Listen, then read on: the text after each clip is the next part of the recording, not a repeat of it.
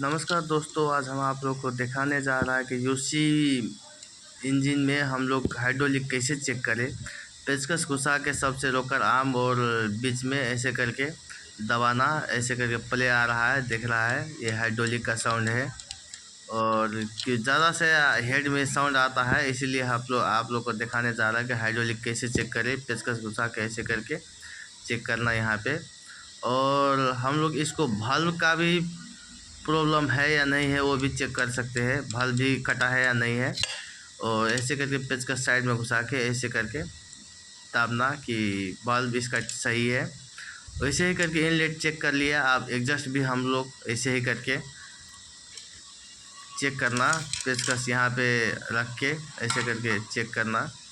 इसका भी हम लोग एग्जॉस्ट भी हम लोग को जो हाइड्रोलिक ख़त्म है और इसका वाल्व गाइड और वाल्व सही है।